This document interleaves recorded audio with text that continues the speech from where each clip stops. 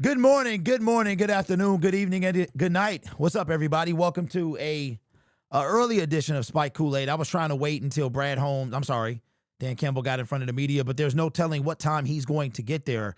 As you can see from the intro there, we ain't good, but we still good. Shout out to Usher Raymond for sharing a little revenue with your boy, man, because a lot of times the copyrighted music will destroy all the AdSense. We can still get super chats and stuff, but they'll destroy all of that, and it goes to the copyright holder of that song.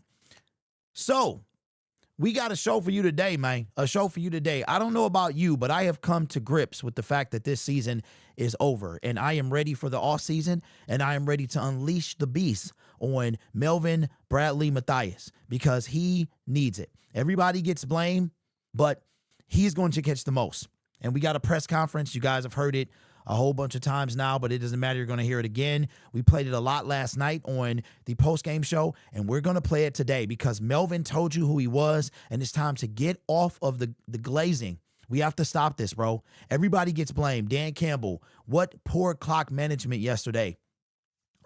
Just everybody. The team came out lackluster. You could tell it from the intro. Something is off. Something is off. DJ Reader has broken. DJ Reader is broken. We're going to talk about those comments. We're also going to talk about, I really don't want to dwell on this, but the DK Metcalf situation, there is some behind the scenes. That interaction goes a little deeper than it appeared yesterday, but hopefully we'll talk about all of this stuff. But shout out to everybody in the building. We got Harris, Nephew, 123. What up, Corey, Andy Bear? What up, Ace Eagle? What's going on, man? Yeah, hey, every time we lose, bro, I need to add another name. We got 1021 in the building. Martha on the scooter. Absolutely, man. I paused my national registry. I'm officially ANT. Hey, congratulations, my guy. Passed it. Congratulations, man. Appreciate you. DA in the building. Good morning. Says, due to Martha. Absolutely. I saw your new dance due to Martha. I was crying. I hope I can make y'all smile in this time. Where is Ahmed Hassanin? Does it matter? It doesn't matter. Kelly in the building. What up? What up, Jay? We got Everybody Loves Don. We ain't good, but we still good. Shout out to Rufus with the super chat. Says, thanks, big dog, for the therapy yesterday. I've had that Usher song on replay all day.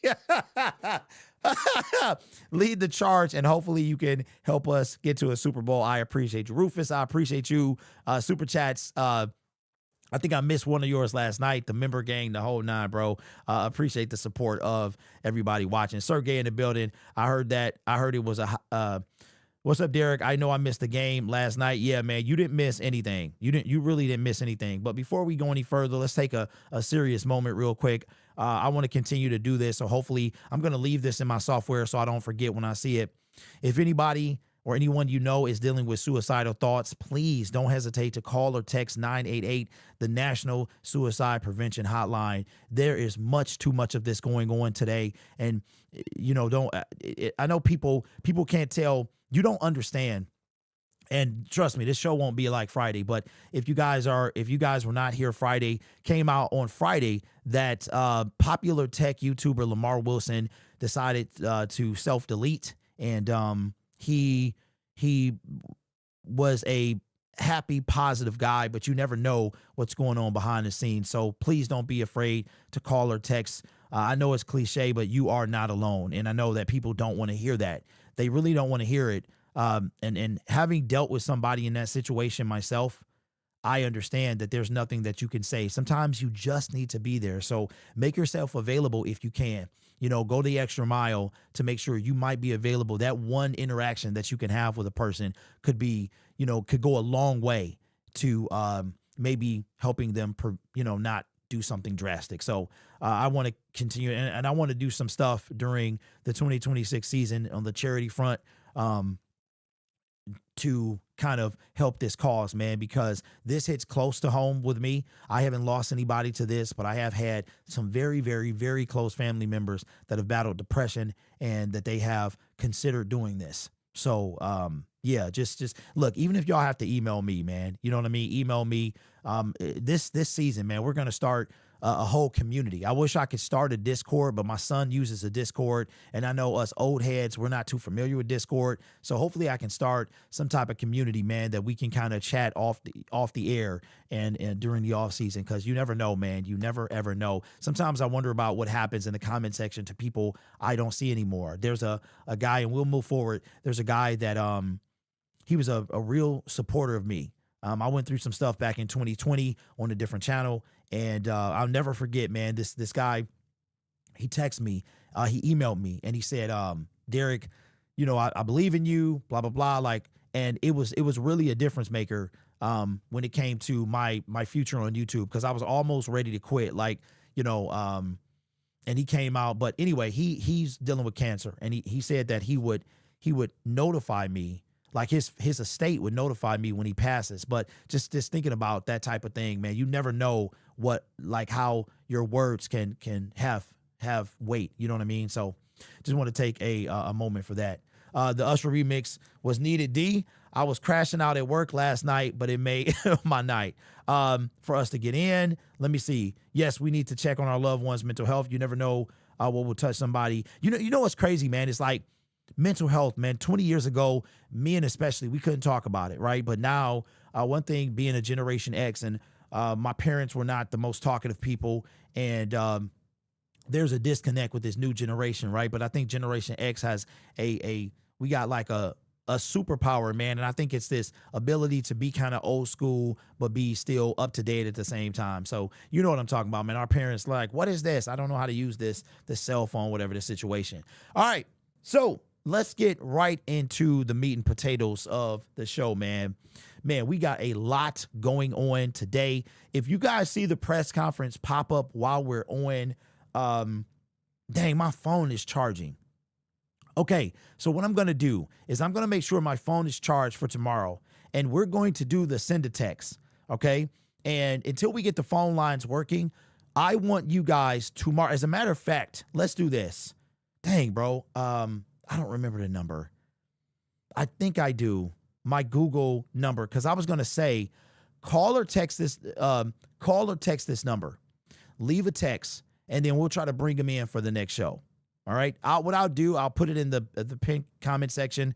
I'll pin the comment, and everybody who watches this on playback, or you guys can come to it later, I leave a text or a voice message. I will bring it into the show tomorrow, and we'll do that every day, okay?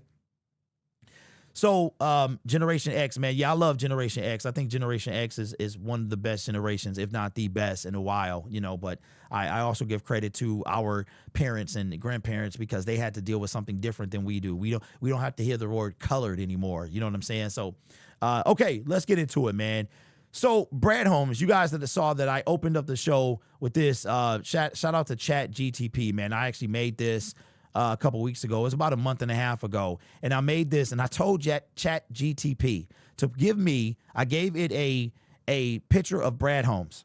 And I said, and it was a picture where he was in, Chat GTP is insane. Like, it really is, man. It's kind of scary. It does remind you of the Terminator. But I told it to, I put in a picture of Brad Holmes for reference, and I told it to make Brad Holmes look like the Dos Equis most interesting man in the world. And that's what this is. That's what it came up with. Now, if I was thinking, I would have put a Lombardi trophy instead of the beer, but you can even see it's got the Dos Equis logo. And AI is becoming so advanced that it's starting to get words right and stuff like that, right? So I started off with this because Brad Holmes, I am, what up, bud? I'm at the point now that I think that there is enough blame to go around, and everybody catches blame. But I am tired of blaming everyone else when I think that most of the blame should go on Brad Holmes. Okay. Now, if you heard this yesterday, I apologize, because I played it a ton yesterday, and I want you to understand something. So let me, I gotta gear up, because I need to hear this. All right. Make sure that's not too loud. All right. Toast. It's not too loud. Jay Brick in the house. I hope I can make everybody laugh yesterday, though, man, because that was the whole point. Let me make sure this is not too loud, because I need to. And we heard your exit interview in regards to free agency. And Ooh, I didn't even know I had that one. But we'll make a probably a sound bite about that as well. develop and extend. But now that we all have seen, and maybe you guys had a heads up on this in terms of how much the salary cap went up, does that change your philosophy? I don't know if does it change how you approach this year's free agency, knowing that you, along with everybody else, is going to have a few more dollars available? Okay. All right. So we'll add that into the segment. I'm going to let that pass. It says, you was frying me yesterday, Derek. Hey, look, like I said, man, no, Pierce, we have not discussed DK. He is on the menu, though. We will talk about him. Your vid yesterday was great. Help me get through. You know what, Pap? You know, a lot of people been saying that, man, and that's what I was doing. I was coping because I can't believe where we are. Like, I cannot believe where we are. We are going to miss the playoffs. There is zero. I don't have any faith because too many things need to happen. We are going to miss the playoffs. I haven't done a scenario yet. I haven't read any scenarios, but it doesn't look good. It doesn't look good. I did a scenario, and I don't know if Green Bay losing the next two, if the Bears losing the next two. I don't even think it matters. I really don't even think it matters. I did a scenario where both teams lose the next two, and we're still not in. So I don't know if I missed something, if I made a mistake, if I didn't hit something right. But we're going to be out. Rashad says, "What's the Martha?" You would have to go back and check it out. Pierce says, "I was doing the Martha till 1 a.m. Y'all are ridiculous, man. Packers got to lose out. Okay, so if the Packers lose out, which means that they need to lose to the Ravens and they need to lose to the Vikings, which is probably not going to happen. And I still don't see us in. So I don't know if something is missing. I didn't do anything right. Kelly, I appreciate it. You know, that's what I want y'all to do, man, is I want y'all to laugh. We won the game. That was not pass interference. Okay, so check this out. S. I hear you, bro, but it doesn't matter. It doesn't matter to me because we lost it. This season was lost before it began. It was lost before it began, and let's talk about it. The Detroit Lions season is lost. It's lost. The media was right. They said we were not going to make the playoffs. They said that we were going to miss it, and it looks like it is. I think the Lions have less than a 10% chance to make the playoffs, whatever the situation. There are only 2 spots left in the National Football League NFC playoffs, and the Detroit Lions are one of 2 teams remaining fighting for a spot. 5 seats are locked up. The only 2 remaining teams are the Detroit Lions and the Carolina Panthers. The Detroit Lions and Carolina Panthers have the same record. They have the same record, 8-7. In no world should that be a thing. Not right now. And I think that the blame can go around. We got enough to go around. This is year 5. Brad Holmes, this is the last year of Brad Holmes' original contract. He got a 2-year extension. Dan Campbell had a 6-year contract. He got a 1-year extension. And I think there's enough blame to go around. Let me focus on Dan first. Dan Campbell may have to take the points. He is also responsible for hiring Kelvin Shepard and hiring Johnny Morton. Those are his decisions. I think we can officially call it quit on grit. I have discussed multiple times that grit is not enough. It's never been enough. We bought into it. It was great. It went in line with the kneecap speech, but it's not enough. You have to have talent on this team. So for Dan Campbell, those are my 2 biggest knocks on him. You got to take the points. And because you didn't have the right offensive coordinator, now you have to find one, right? Running the ball for 15 yards, I don't care if you allow 15 yards a game. The Detroit Lions should have a minimum of 15 yards. Getting away from the run is despicable in my opinion, and that falls on Dan Campbell, and that's as far as I'll go. Jared Goff, to me, I'm done blaming him no matter how bad he plays because the man that decided to re-sign him, he's the one that should get the blame. If you wanted to move on from Jared Goff, you should have done it last year. Now you stuck with him. I have no problem with JG. I don't. Because guess what JG looks like? It's kind of funny. It's kind of funny because Matthew Stafford was with this team for 12 years, and he never did anything here. He goes to a team built to win, and guess what? He won a Super Bowl immediately. Now he's about to probably win another one, right? But why am I focusing my aggression on Brad? I've been doing this for a long time. You guys are just catching up because you bought into the hype. You bought into the hype. But Brad showed you who he was. You ever seen the movie The Usual Suspects? Spoiler alert. If you have not, click off this video. All right? Watch it after you've seen the video or the movie. If you haven't, there was a criminal telling a story. And the whole time he was telling a story using items throughout the detective's office. When the detective finally realized that it was too late, Kaiser Soze, Verbal Kent, had walked out. Brad Holmes is Verbal Kent, bro. That's who he is. But he's really Kaiser Soze. He is sitting in front of you the whole time. Who he is in front of you the whole time. You didn't want to pay attention. I have been watching this man and watching what he's going to do. When is he going to? Are we ready to trade away a first-round pick? No. Are you ready to take a pass rusher? No. Are you going to splash in free agency? No. Are you going to be aggressive? No. And year after year after year after year, he kept showing me who he was. He kept showing. See, y'all thought he was Verbal Kent. He was really Kaiser Soze. How do I know? This is Brad Holmes from the offseason. This past offseason. On 97 Won the Ticket, we got two clips. One you heard last night. One is this one you didn't. Here's Brad Holmes about free agency. And remember, think back now. Use your hindsight and listen to this comment. Listen to this and tell me what you hear.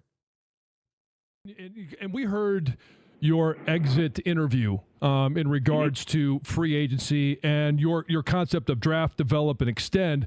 But now that we all have seen, and maybe you guys had a heads up on this in terms of how much the salary cap went up, does that change your philosophy? I don't know if does it change how you approach this year's free agency, knowing that you, along with everybody else, is going to have a few more dollars available?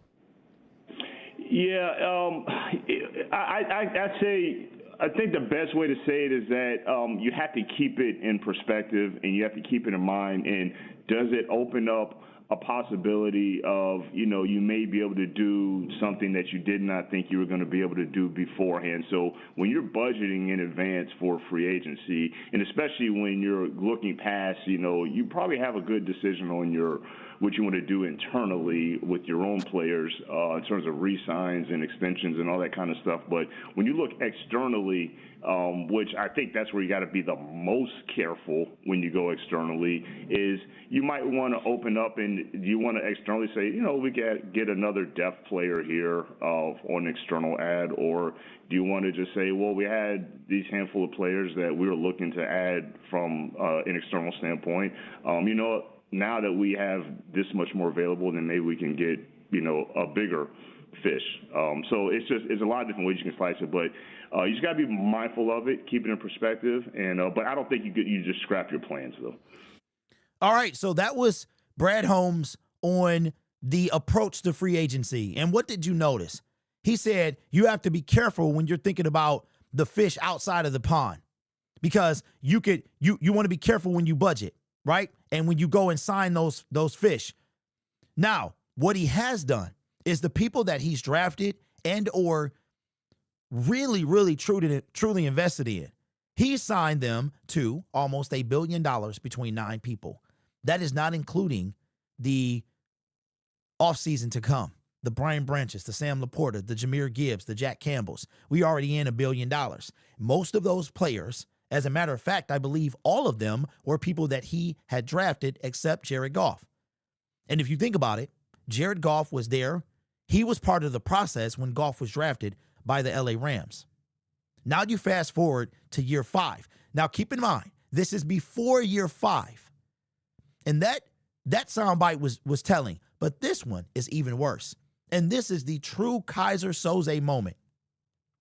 I put these on my soundboard because I made videos in the offseason about this very thing. I forgot they were there. I hit the button because they're not named. I should have named them. I hit the button last night trying to hit something else and heard this radio call.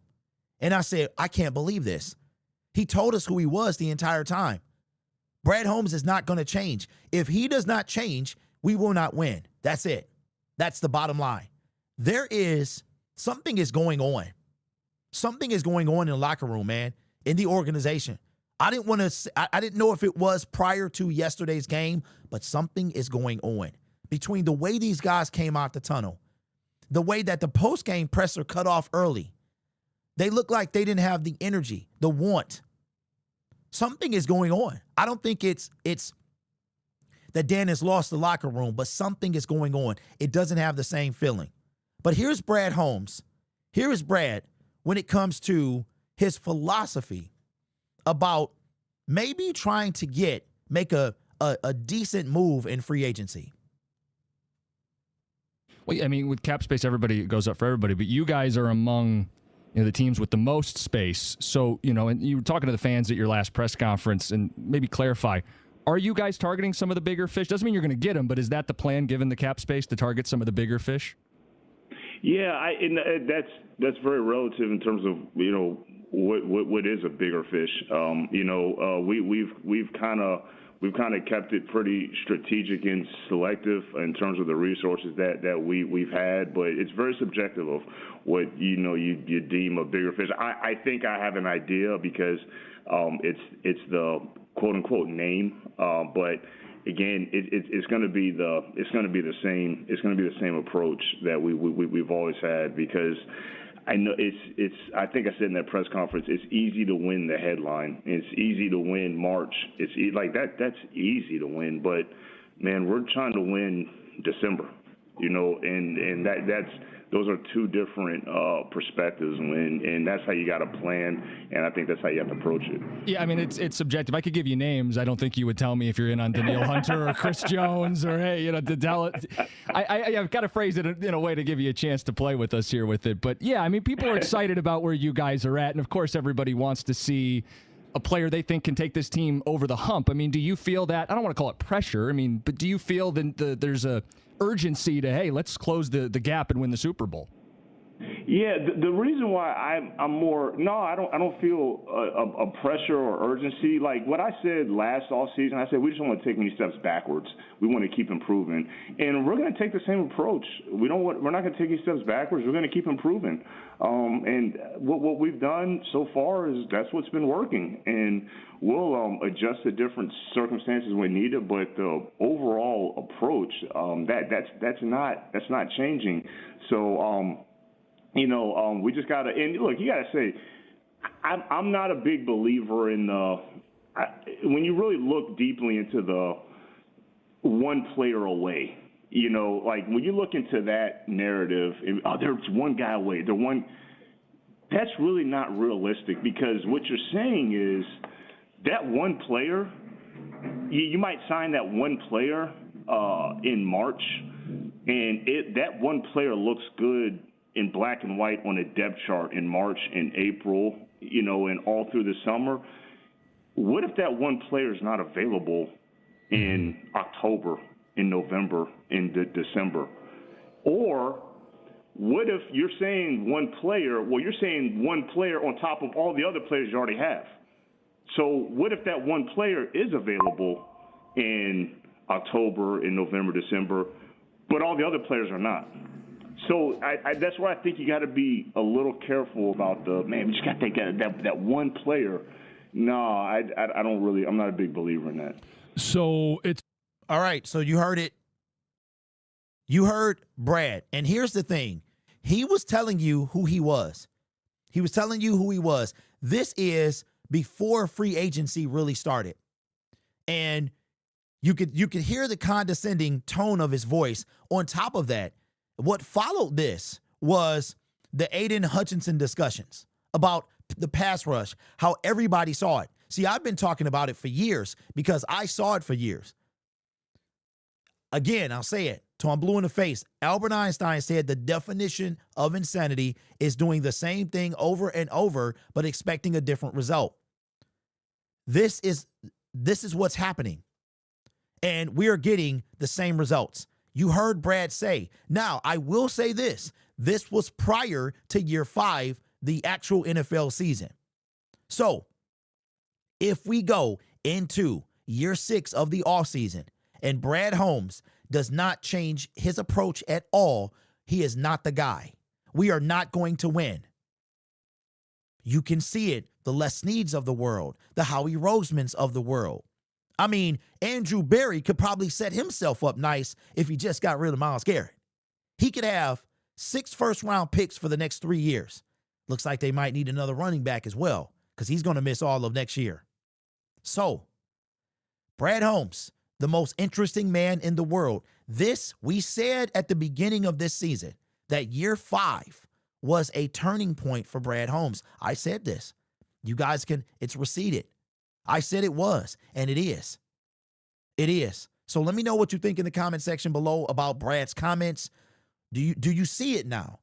Do you realize that Brad is Kaiser Soze? Verbal Kent is actually Kaiser Soze this whole time. I even had a thought last night that what if he went somewhere else?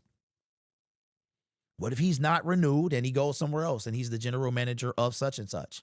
So let me know your thoughts, man. But I tell you what, this offseason is going to be very, very interesting to say the least. Hey, look, I'm glad that I can make everybody laugh yesterday.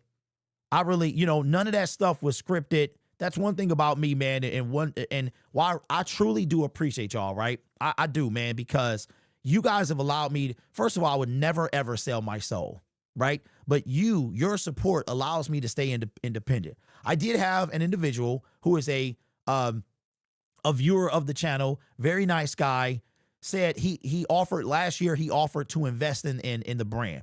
And I turned him down because I wanted to see if I could do this on my own. So this individual is very skilled at what they do. They own several businesses.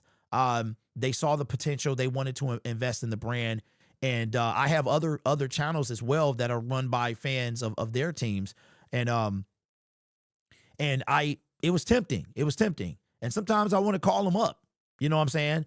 Because he has the capital to help get me what I want. I want a studio. I want the ability to have, I just got so many things in my head. I don't know if we'll get there, but my basement is fine for right now. And if it stays that way, it stays that way. But you guys allow me to do this, right? I couldn't have done the Usher thing on a corporate channel because I lost money yesterday. I lost money doing that whole bit, but it ain't about the money, right? And that's how I was feeling. And all of that stuff is organic, man.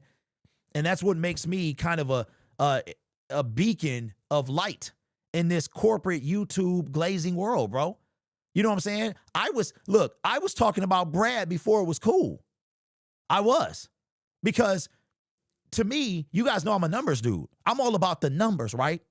I'm all about the numbers. If my show sucks, I have to figure out why. The numbers say it sucks, right? So I got to figure out why. If the numbers, if you sign Marcus Davenport, what did you think was going to happen? By the way, Marcus Davenport got hurt yesterday on a tackle. You can't make this stuff up. You can't make it up. So, look, I hear what y'all saying about the PI calls and stuff like that, but Lions fans, we got to be better. We got to be better. That whole last sequence was garbage. Everything about that was garbage. But we should have never been in that situation in the first place. We were the dominant team yesterday, on offense anyway. But you see what happens when you continually neglect the defense in the right spots. We went hard in the secondary. Every last one of them guys was out at one point.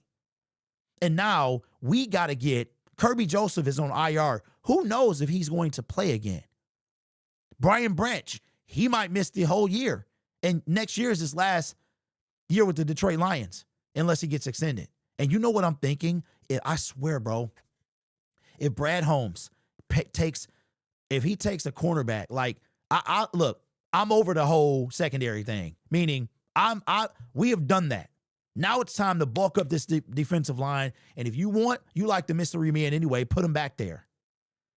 Put him back there. It doesn't matter if we got Deion Sanders, Darrelle Revis, Sean Taylor back there. If it didn't matter, bro, we're not going to get anywhere with the defensive line that we have. Speaking of defensive line. Ooh-wee. Ooh-wee. Somebody on the defensive line had a meltdown yesterday. They had a meltdown yesterday, and it was not a good look. It was not a good look. I understand, but it was not a good look. Somebody came in, and they wanted to know if we talked about this. No, we have not, but we intended to, and we're going to do that. We're going to do that now. Who do you think, like, what do y'all, okay, hold on. I need to find, I thought I bookmarked, no. Okay, I didn't bookmark it. I retweeted it. Okay. Oh, there it is. Ooh-wee. And I'm going to tell you else too, man. All right. Did that dude? Okay. All right. Okay. So, Terrion failed. That is me off. I trade him. Oh, the DJ Reader. Yes. What did Rex Ryan say this morning? Shepard is in above his head. Y'all lucky I ain't the general manager. I got this team right here and right now. Trade deadline is over. Instead of the Ford family, hey, Derek, Brad is now on the hot seat. It's time to search for a general manager candidates because he won't take us over the hump. He brought us here. He brought us here so far. Great. I think it was about DK. Okay. Yeah, I got that too. We need that field replaced with grass. Yeah, so there, I don't know what they got planned. Derek, you said you don't want to see him take another CB. We all expected a CB1 to come out of Terrion this year. Y'all crazy with this fire Shep talk. You know what? Let's talk about this. Let me come back to DJ Reader because I want to talk about this. All right, Lions fans, we are in a place, and please participate in this in the comment section because I need y'all input. I want to really gauge the audience. I want to gauge the fan base. The Detroit Lions are one of the most, in my opinion, the fans are some of the most loyal, enduring fans in any sport. And we've been that way for all time, if you ask me. There are a couple of facts that Detroit Lions fans know. Now, we've gotten rid of a couple of them. The Detroit Lions, you knew that we had not won the NFC North in its existence. Well, you can check that off the list. You knew that we did not win a playoff game, that Ford Field never hosted a playoff game. You can check that off the list. That we hadn't won a playoff game in over 30 years. You can check that off the list. Now, we're waiting on the biggest to make our first Super Bowl and to win it. Everyone knows this. Two things you should know: when the Detroit Lions started and that the Detroit Lions have never been to a Super Bowl. That we're the oldest team in the NFL to never be to a Super Bowl. That we are the only NFC team to never appear in a Super Bowl, right? And that the three teams that are with us are all pretty much under 40 years old. That is not company. That they're all expansion teams, including the 1999 Cleveland Browns, who came back to Cleveland after moving to Baltimore. The original team stayed in Baltimore, the new Cleveland Browns. And when they came back, they reset. Here's the question. And there is no wrong answer. This is a safe space. There is no wrong answer. I'm not going to tell you how to fan. The only thing I cannot rock with is the Detroit Rams. That's the only thing I cannot rock with cheering for Matthew Stafford. I just can't. But do you think that any Detroit Lions fan should feel, I can't believe I'm about to say this, that SOL is back?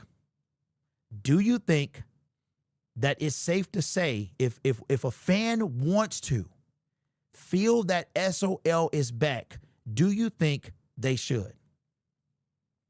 Braylon says, absolutely not. No.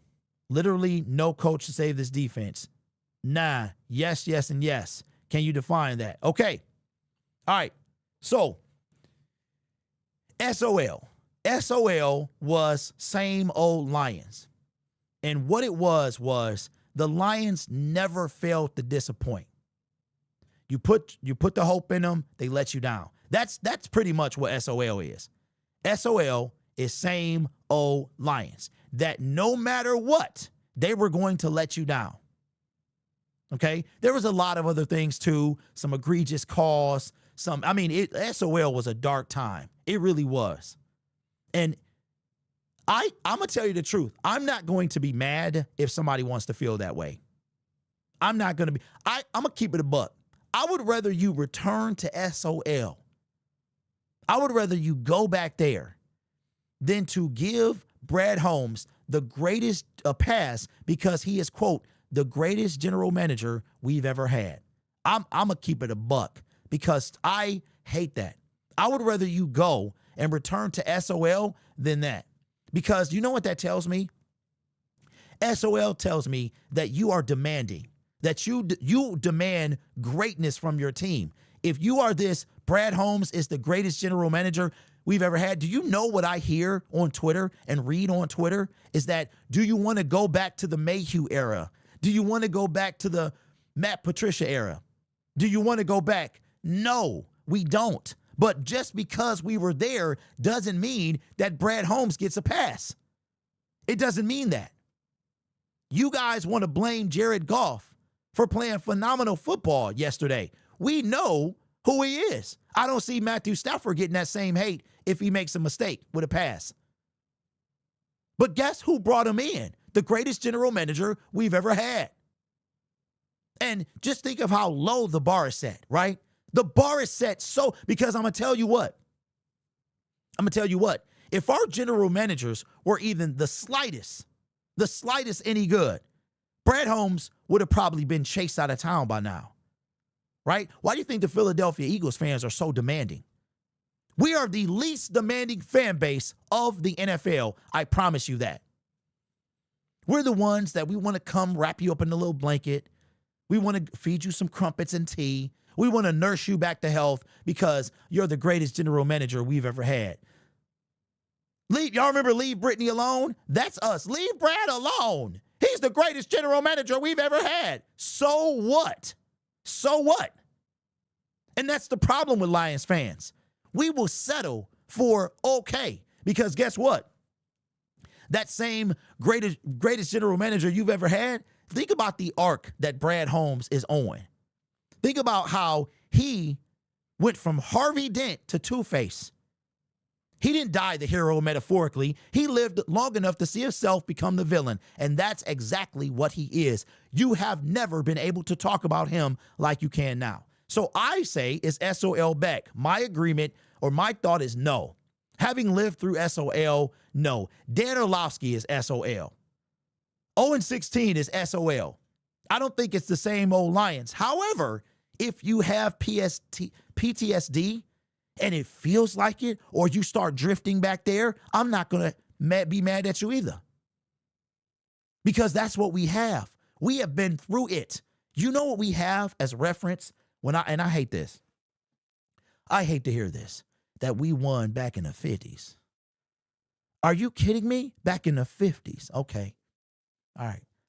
Back in the 50s, when black people used to be referred to as colored, when I couldn't go use the bathroom in a place that didn't say colored. And that's what y'all going back to. That's what we got to hold on to. The 50s, bro. My mother was born the last time we won a championship. That's what we got to look. We were something in the 50s. Yeah, okay. If that's what you want to hold on to. So I don't believe SOL is back. One bit. But I won't be mad at you if you do. Because Brad, Martha, Sheila, the Hemp, Firestones, the organization, it is their responsibility to get rid of that stigma. It is the Detroit Lions organization stigma to get rid of. You don't get rid of that by raising ticket prices after 2 good years, because then you regress and now you look like you're greedy, right? Now you look greedy. Just 10 years ago, we were saying sell the team.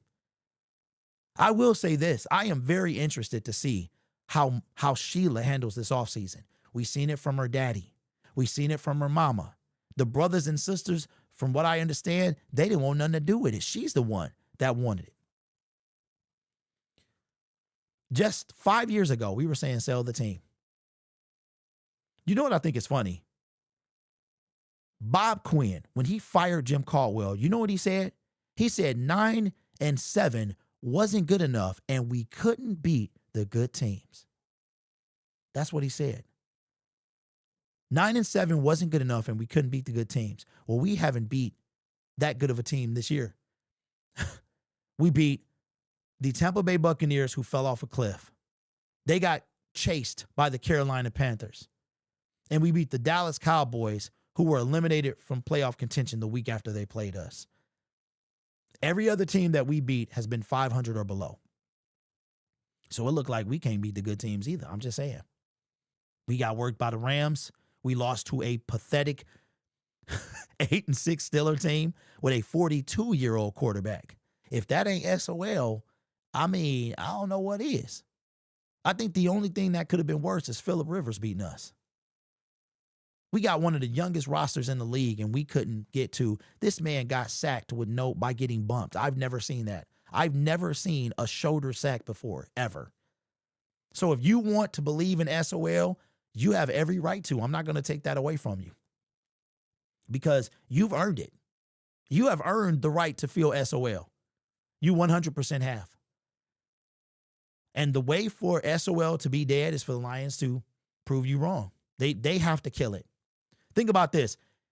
Brad and Dan, to me, have killed SOL and replaced it by the grit. But how quickly can the grit mantra become the SOL, right? How maybe we just replace one slogan with another one. Think about what I'm saying, y'all. Let me know what you think. The chat seems to think that SOL is dead, and I am mad at you. If you think it's alive and kicking, I'm not mad at you either. Either one, there's no right or wrong answer to me. I know how I feel. I feel like it's dead, but I could also see where you're coming from as well. Because SOL now is ingrained in our blood. It's just as ingrained as the Honolulu Blue. And it's up to this team to show you otherwise. All right, we got a super chat from DM5. Appreciate you, big dog. Says Derek Brad Holmes, not the best GM. Best GM is Whoopi, drafted Barry Lomas, Herman Moore, Porsche, Spielman, etc. Okay, I'm going to tell you why. Hey, Rich, I'm going to tell you why Brad Holmes gets that title. Here's the crazy part. This is, I'm about to be flowing, bro. Okay, so Brad Holmes simply gets that title because of the things that we did under his watch, right? Okay, so the Lions were in a NFC championship game. So let's say that equals to Brad Holmes. Under his tenure, he was in the championship game, right? But I think the difference is it's where we came from. So we left Patricia, and Patricia was miserable. Then we get the kneecap dude and Dan Campbell. Then we get Brad Holmes, and we get all this access to our Detroit Lions, access we've never had before. Because I'm gonna tell you what, that is helping too. I think that access that we're getting to Brad, Dan, and behind the scenes organization, I think that's helping us draw close. We didn't know Matt Patricia like this. All we knew about Matt Patricia is that he was overweight and he came from the Patriots. That's all we knew about Matt Patricia. And he was the defensive coordinator for the New England Patriots. That's all we knew. That's all we knew. But what I knew, based off of his demeanor, that we was going to suck. I knew it, bro. I knew it. I said, I literally have it on tape on a different channel. I was in my car, it was on the lunch break, and I said, Matt Patricia's going to set us back 6 years. Shout out to Hell or High Water with the super chat. It says, Brad and this whole team got me feeling betrayed. Hey, facts, bro. Hey, I need to remember to get that shirt. Hey, I might have to work that shirt up this week. Brad got me feeling betrayed. Okay? So, I think that Brad Holmes, he gets the love that he gets because of where he took us, but it's where we came from. Because what's the difference between the 1991 Detroit Lions going to the NFC Championship game and the 2023? They both had the same record. Well, one was 12-4, one was 12-5 because they had an additional game. Both got bounced out, right? What's the difference? I think, honestly, that the difference is Ford Field was not around. So now you have the never hosted a playoff game at Ford Field. the NFC North was not around. Now you have the Lions have never won since the alignment. That's to me is the difference. And the fact that we came from Matt Patricia. So we go from this grimy, dungy, four-wheeler riding, chump to hugging and embracing and slapping the table and all this excitement. And I think I told you, Brad Holmes is Kaiser Soze, bro. You think he's Verbal Kent. He is Kaiser Soze. That's who he really is. What up, M. Morris with the super chat? Said, SOL is dead. Only if Brad can change his arrogant ways and then stop being stubborn. If they don't, how are they different from Quinn Trisha? We need to know. Look, I have said this a long time ago that winning keeps the keeps the dogs at bay, right? Winning keeps the dogs at bay. The moment you start losing, you see when you win, you putting Flex Seal on the cracks. You got a bucket of Flex Seal, and that's what was happening. But see, and I got to give. I'm not going to apologize, but I'm going to toot the mess out of my horn. I'm going to toot that mug. Toot, toot, chugga, chugga. I'm tooting it. Because when everybody else was buying into this, I was just like, nope.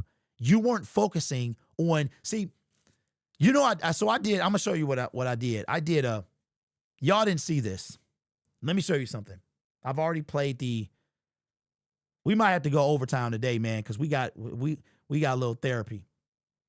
Yesterday, I did a parody of the good, right? And you guys have seen most of it with my short. I turned it into a short. If you've seen my short, you know what I'm talking about. And in that short, I made a 10-minute video. And the first part was the parody of good and blah, blah, blah, the thing that y'all saw in the short. But after that, it was 7.5 minutes of the interview that you heard from Brad Holmes. Do you know nobody talked about that? Nobody talked about the interview in which Brad told you who he was. Everybody's clowning me because I'm talking about him. But that's how this fan base is. We're easily pleased. We're easily pleased, bro. You just throw us some scraps on the ground and we eating them up, bro. You give us dirty water, flies all in the water. That's what's happening. We don't get our bowl cleaned out after every day. When I was young and our dogs was outside, we had to clean the bowl out because flies and mosquitoes and all type of stuff would be in that water. So we clean the bowl out. Lions don't clean the bowl out. They gave you the same, right? Hey, we got dirty water, bro. They give us dirty water. And the man leading the way is Melvin. This is the man leading the way. See, the good that you do has a shelf life, my dog. The good that you do, the Jahmyr Gibbses and all that stuff, it has a shelf life, big dog. Because just like that, we gave 9 people $1 billion. And we got 4 additional people to pay. And we are a mess next year. Speaking of next year and a mess, we going to finally get to the segment that y'all been waiting for. Hey, you know what? I'm not going to lie. I think I'm the best. I really do. I think I'm the best in the business. I'm entertaining. I drop facts. I'm full of emotion. And I love my others. Shout out to Motor City Cats and all them guys. But I feel like I'm the best because I started before this was a thing. If you know, you know. I've been around since 2018, bro. I've been around a long time. I've been around a very long time.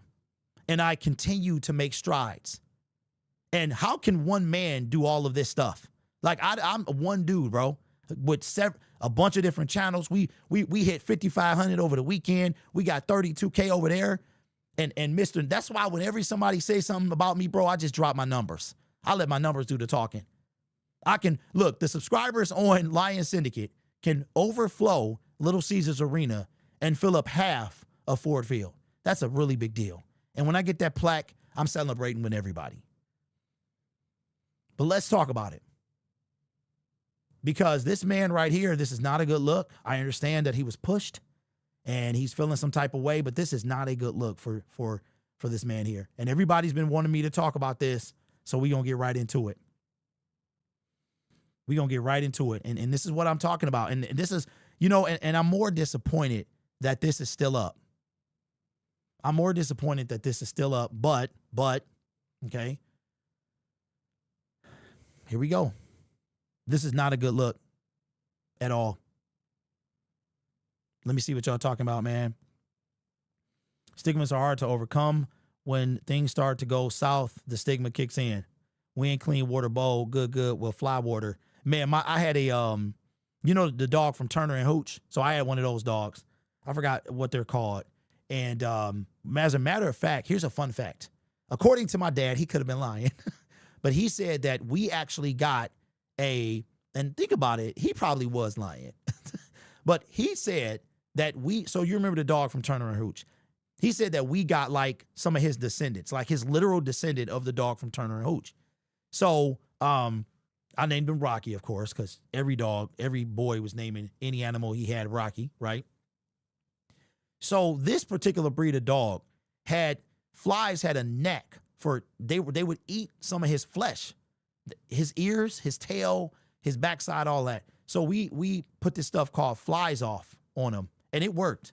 We had to spray him a couple times a day, but it worked. But I just thought about, like, that's what made me think about the dog bowl and stuff like that. We had to change the water a couple times a day during the summer and stuff like that, right? But that's where we are. But I think the best thing to come out of this season is the fact that now the cracks have been exposed. Now they have to be dealt with, right? You can no longer flex seal the cracks. You got to repair them.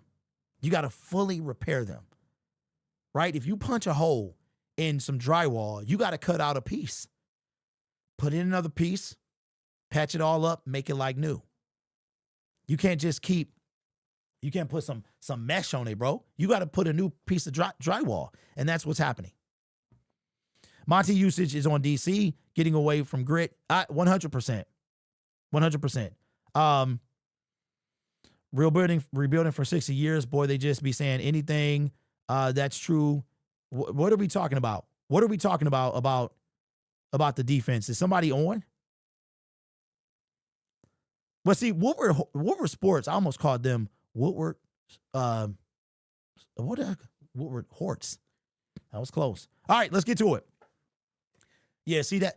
Look, like I said before, my problem with Woodward is I don't watch Woodward, but outside from like the heavyweight guys, because I don't have no issue. I don't have no issue with nobody on the show. The problem is, and a lot of creators not going to tell you this, when Woodward Sports came in the space, what they did is they latched on to creators. They had no presence. So, because think about it now, who makes them what they are? The fact that they're consistent and the fact that they have star power. You got actual people who connect with the Lions. There's really nobody there that I know that has a direct relationship with the Lions.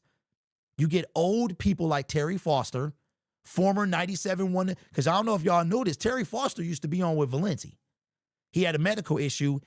So that's what you do. You bring in like old talent, people connected, or people that used to be connected. You bring in, news anchor host, you compensate them, and then you become something. But when they first got in here, they were using creators to come up. They were poaching from their fan bases. They were smart with it. That's my issue with Ward. All right, so here we go. The moment y'all all been waiting for. Oh boy. The Lions fan base is completely unraveling. The team seems different. Something is off about this team. It doesn't feel right. It doesn't seem right. From the we're good comments to the guys running out the tunnel yesterday. I don't know if y'all peeped it, but it just didn't look. Aiden Hutchinson jogged out there. I've been there. I've seen these guys come out the tunnel. It's almost like they didn't have anything left. It's almost like they didn't want to. And I've said to y'all a ton of times, what makes us different from players, even the players, is this is our life, right? Not that it consumes your life, but we are Detroit Lions fans no matter where we go. No matter what team that we can watch in our region, we are Detroit Lions fans. I have the privilege of, I always have. I had to deal with the blackouts back in the day. And many of you who are across state lines, you didn't have to do that. right? But then if you want to watch every game, you got to pay. I don't have to do that. But the team is falling apart. And I saw this yesterday, and I couldn't believe it. I had to retweet it. I make fun of Marcus Davenport and him being signed, okay? It's really not about Marcus. It's about the guy who signed him. And he's getting all my aggression right now. Being Brad Holmes, right? Speaking of Marcus, he got hurt yesterday. I don't know how. I'm sure we'll get an update about that from Dan Campbell later today. But that's why I mentioned Marcus Davenport, because Marcus Davenport has been hurt for 3 straight years. He has been on IR for 3 straight years. 3 straight years. It was a miracle that he was not put out all season this year. And I will applaud him for fighting back and coming back. But the fact still remains. He's been hurt for 3 seasons, and the guy who signed him knew that. He knew that was a high probability. You ever notice how it's guys that just don't get hurt a lot? St. Brown, one of them. You got guys that play 16 games, 17 games, 17 games, 17 games. Jack Campbell, absolute stud. It's amazing that he's still walking with the way he tackles people. But DJ Reader, got to be careful, man. When you are on, myself included, when you're on social media in any way, if you put it out there, what goes on the internet stays on the internet. And everybody wanted me to talk about this, so here it is. DJ Reader had kind of he showed his true colors yesterday. And this is what I be trying to tell y'all. We live here. They just work here. They go to who's paying them, and then they easily swap jerseys. We saw it with Ben Johnson. We've seen it with Matthew Stafford. I want you to see something. And I'm not saying that these players are immune to, they have feelings. They are human beings. And some people cross the line. They cross the line. However, you still got to be careful. And DJ Reader, maybe he was emotional, but he showed his true colors yesterday. All right, let's take a look. I'm going to show you. I saw this yesterday. I was disappointed. So I don't know the full context of how we got to this point. But Among Us St. Brown, I think this is an account that follows me. And this is where I picked up at it. Okay. DJ Reader, I don't know, like you can see that he's not actually tagged. DJ Reader I don't see a tag. Let me know if I'm wrong, but I don't see a tag. DJ Reader, I love you, man. I love you. You're a great human, but man, you've been rough out there, right? Now, I don't think this comment is bad at all, okay? So DJ Reader responds, hey, I don't know. Maybe I'm old. Somebody tell me, what is SMD? What does that mean? Hey, SMD, man, please leave me alone. Okay? So I don't know what that means. Let me know, okay? So, that's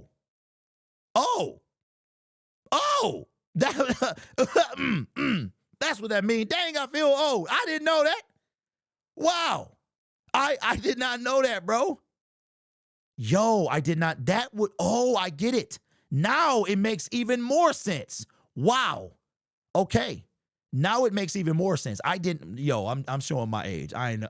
Wow. And I said, hey, forgive me for saying that. I had no idea. Wow. I hope we got, sorry to the ladies and to the kids watching the show. You know what I'm saying? That's crazy. Wow. Okay. So somebody jumped in. D-Main Don says, Walter Payton Man of the Year? Nah. Free agent next year? Yep. Now here's the response from DJ Reader. He said, all good. I'll be getting bread somewhere.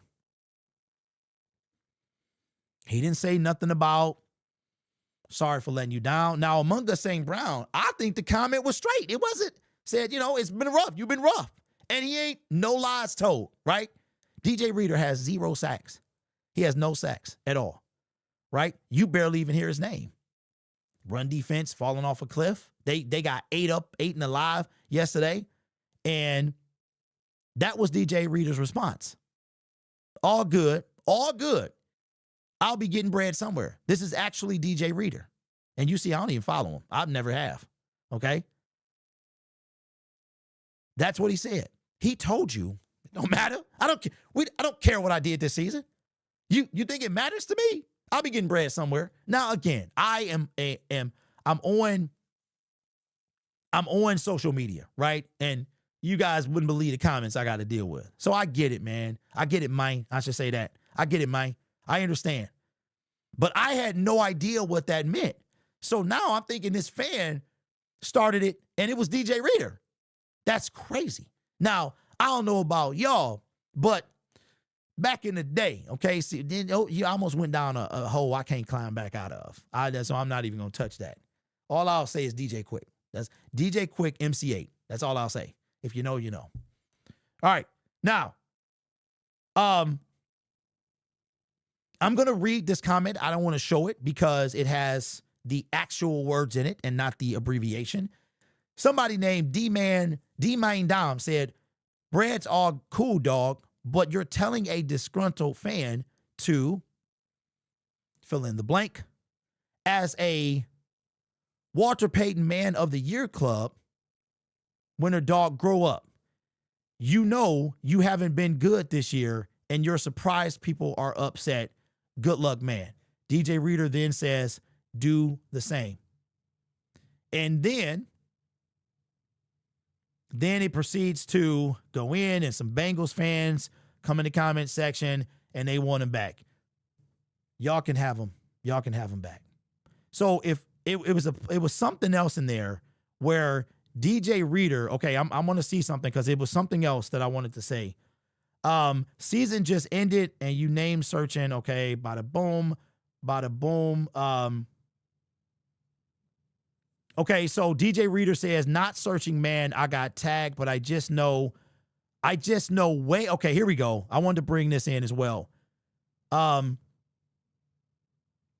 Reader said, not searching, man, I got tagged, but I know way more about what's going on than y'all, so you right, y'all got it.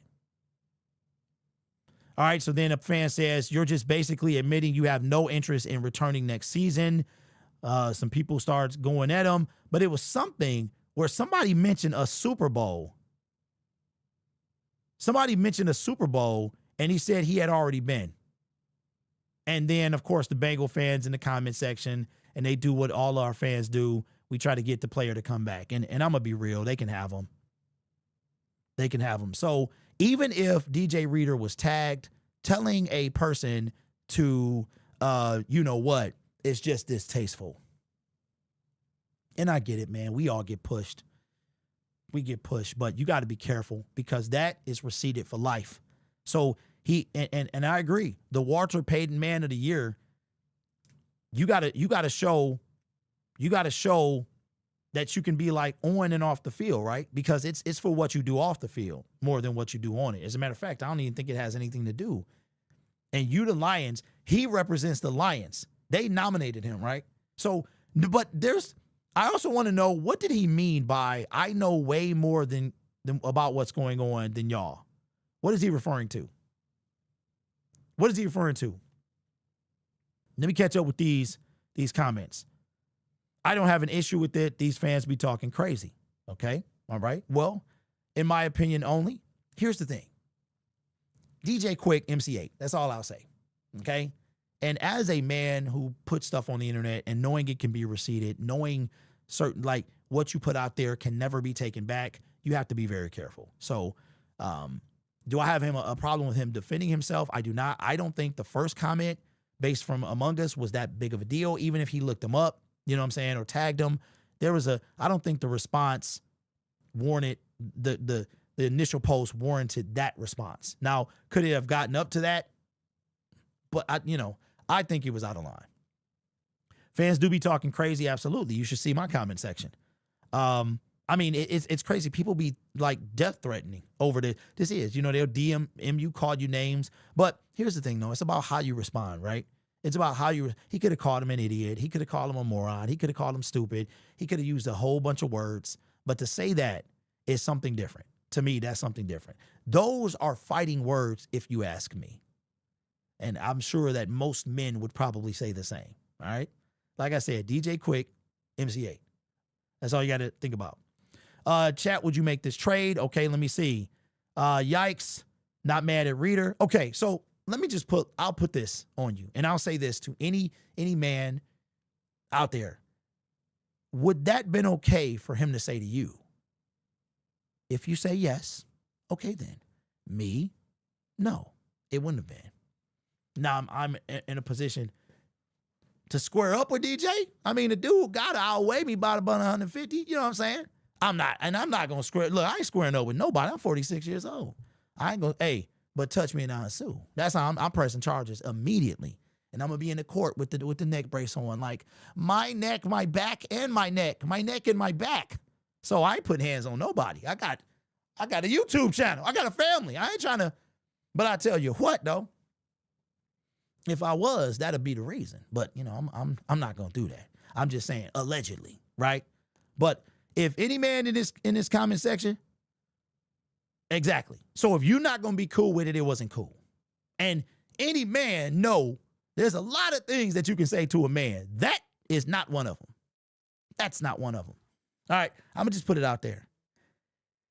If you don't know about this, there was a beef, man, in the early 90s between MC8 and DJ Quick. Go listen to Dollars and Cents, and you tell me what you think when you come back. You tell me what you think. That is not a term that you use in any, there's no positivity, there's nothing. That is a complete disrespectful term, and it was, period. But let me not talk about this anymore before we get canceled, all right? DJ Reader was out of line. Even if the fan, quote unquote, deserved it, you are the Walter Payton Man of the Year nominee. You gotta, that means you gotta carry yourself a certain way off the field. That's what I think.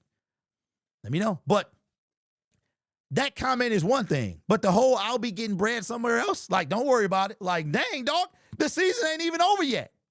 We still got 2 games to go. What does that mean? It means that, A, he ain't trying to come back, and we ain't trying to have him back. That doesn't matter to me. And B, he already checked out. That's what that means. I didn't even know what that meant until y'all said something. I didn't even know. So I'm more focused on the fact that he like, I'm going to get bread somewhere else. It was immature to me, but, you know, that's your team. That's your defensive tackle who's already checked out for the season. I'll be getting bread somewhere. It ain't going to be here. It don't have to be here. I done checked out. I'm already in Cancun. So I don't think it was a good look. That's just me. Let me know what you think. Hey, because you left out the G, because the G ain't, hey, you know what's up. You know what's up, bro. Locker room is lost. I'm sick of Davenport too. What are we paying him for to be a sideline cheerleader? Not to a fan, not to St. Brown. Awful look. Lots of players are checked out right now. I'm planning a Pistons. I'm already in Pistons mode. Dang. DK might be fined or suspended, but referee didn't see it. I was at the game last afternoon. What's up, TK? Night, and not sitting far from the crazy scene. All right, so we're going to talk about that next. I do have that bookmarked.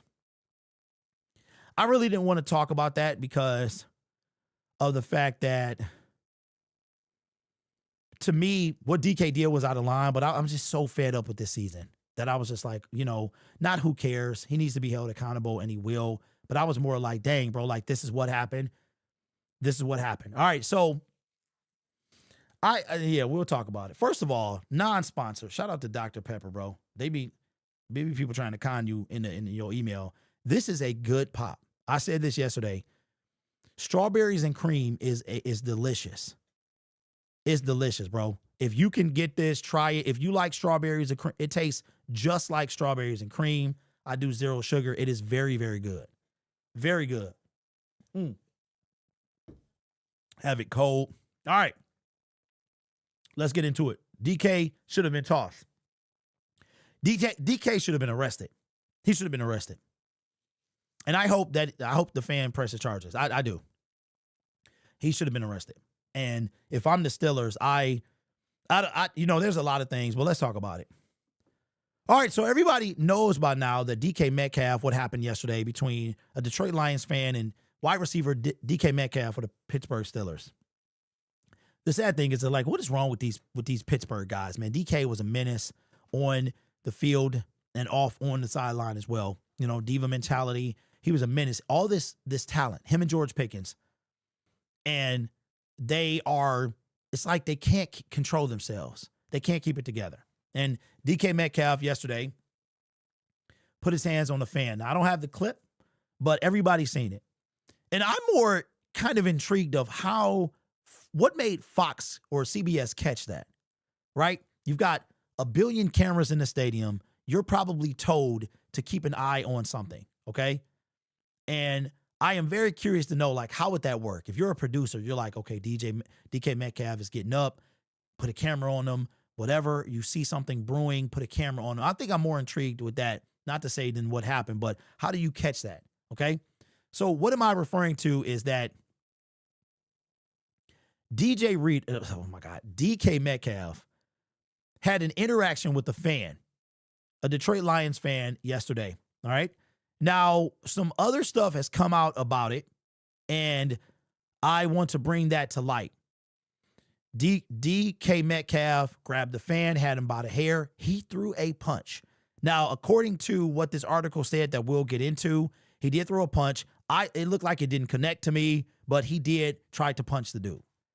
And if he made contact, I'm pressing charges. That's just what I would have done. I would have gone down to the Detroit police station right downtown. I would have filed for assault against DK Metcalf. He would have had to fly his behind back eventually for court in Detroit. Okay? And I am a believer that the only time you put your hands on somebody is for self-defense. That's it. That's it. Okay? That's just how I am. That's what I have. That's how I grew up. Okay? Doesn't mean I'm a punk. Doesn't mean none of that stuff. Like I said, I'm a touch me and not sue dude. You want to give me your money? I'm going to take it. You want to spend a couple nights in jail? You want to have a record? I'm going to give you that. Right? Okay? So I ain't got time for all this. I'm trying to build stuff. I don't got time to be caught up in those fighting shenanigans. All right? But here's allegedly what happened with DK Metcalf. This is coming from NFL.com.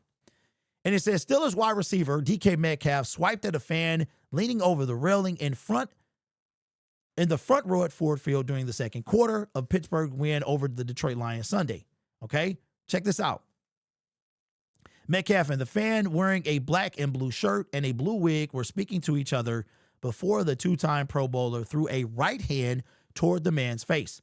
Metcalf did not appear to make much, if any, contact. Okay, that is beside the point. He threw a punch. Whether it made contact or not is irrelevant. It really is. The man was out of line. We just talked about DJ Reader being out of line, and I'm not saying that fans are not out of line, 100%. Okay, and if this for the fan potentially saying what he said was completely out of line, and I would have wanted to do the same thing, but it's what you do that makes you, right? NFL insider Tom Pelissero reported on Monday that Metcalf and the fan, who Detroit Free Press identified as Ryan Kennedy, have a history. So that would explain that. But for DK to remember is crazy.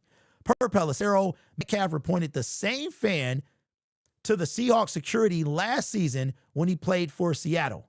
And that was that week 4 game when David Montgomery trucked Devon Witherspoon. That was that game. A close source to Metcalf told Pelissero that Kennedy on Sunday called Metcalf's mother a derogatory word and called Metcalf, quote, something we both know you don't call a black man, end quote.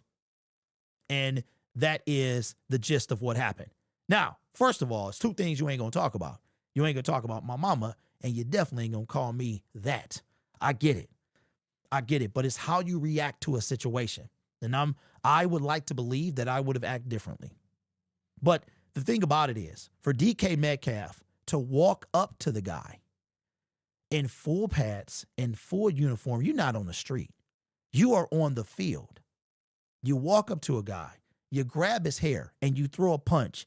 In my opinion, you just can't do that. You just cannot do that. Point blank, period. Right? Now, how you handle situations is up to you. We all grew up in school, the whole yo mama. If you wanted to fight somebody, you say something about their mama. You do that, right? And it's instant brawl, okay? But we grown men here. We grown men. You are on the field, bro. You are a millionaire. And again, I am not saying, and I think that this fan probably did say that. Seems like he was harassing DK. Seems like he made his way to find DK to get over there, and he called him his full name. And I did not know what DK Metcalf's full name was until today. It's like DeKalen or something like that. Zatrice Metcalf or something. I messed it up, but I had no idea that was his name. Okay, that's his government name or some variation. You know what I'm trying to say. And I get it. Ain't nobody going to be mad because you called me my government. He's not trying to hide it. It's just a lot to say. But I'm pretty sure that the fan had a pretty big role to play in this. But it doesn't make what DK Metcalf did right. Right? It doesn't. And so for me, both were out of line. DJ was out of line more. You cannot just walk up to people and put your hands on them. You can't do it. Unless they put their hands on you. Then if they do that, then it's whatever. It's whatever to a certain extent, right? So neither one of them guys get a pass to me, okay? But DK had to be, we always talk about being the bigger man.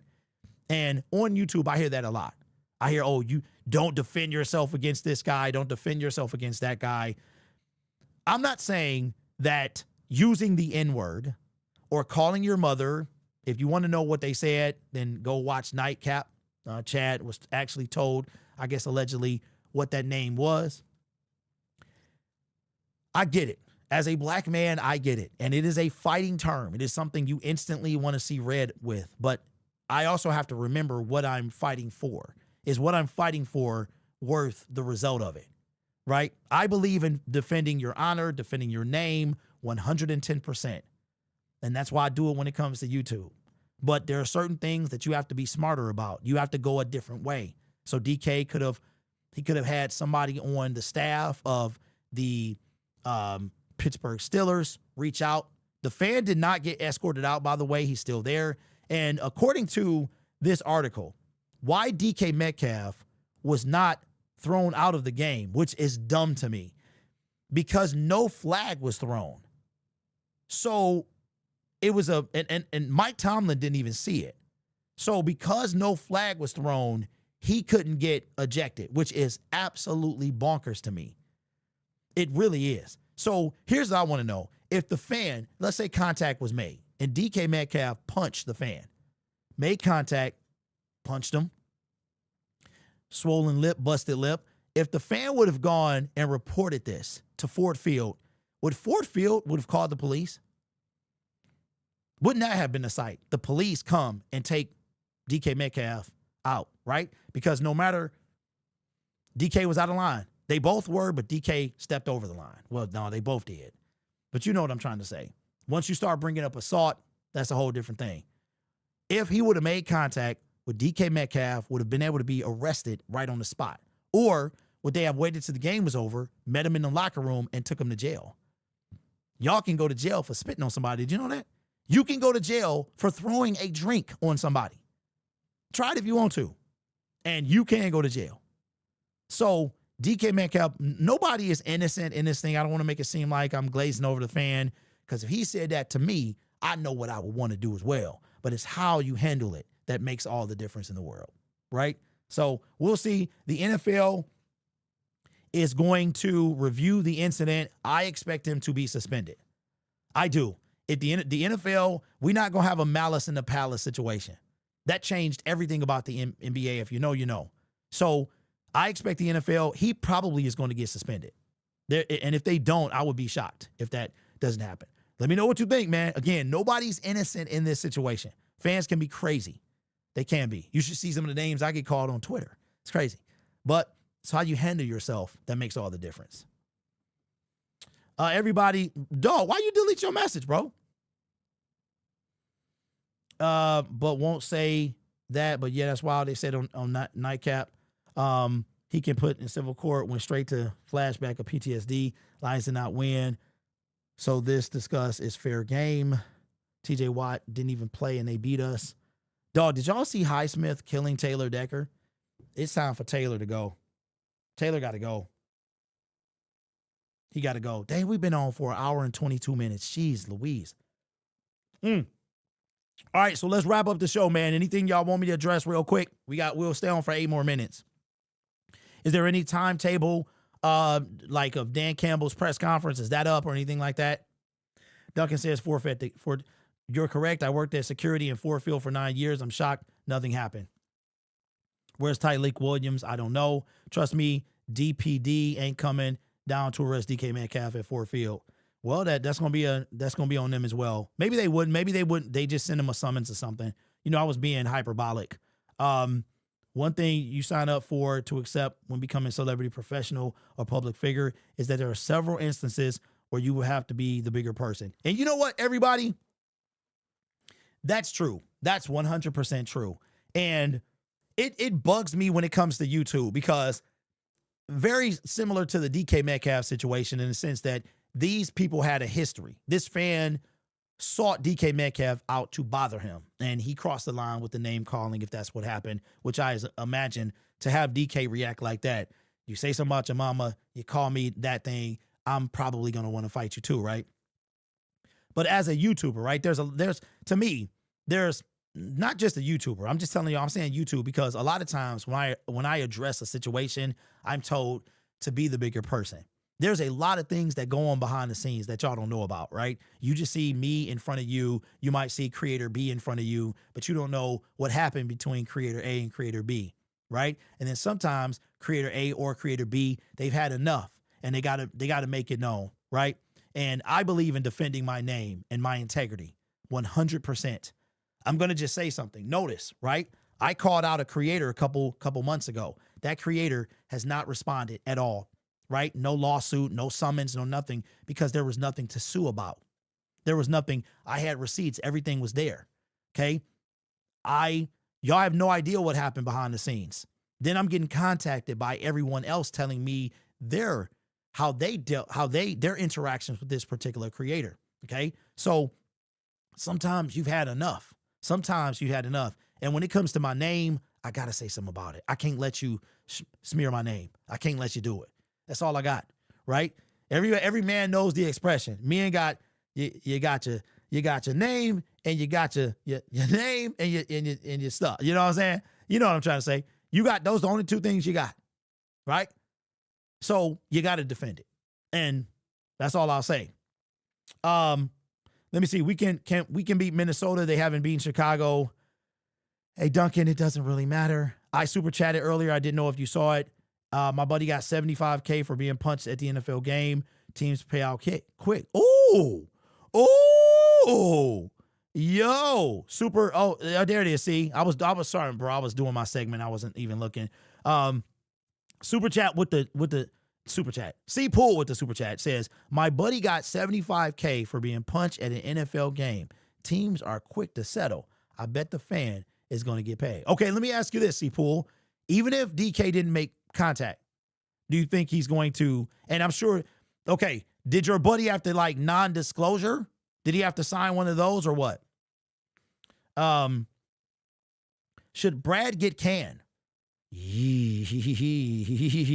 Okay, do I think he should get canned? No. Do I think he should be renewed right now? Also no. What position do we need to take in the first round? I don't know. Look, I'm gonna just be doing my my content.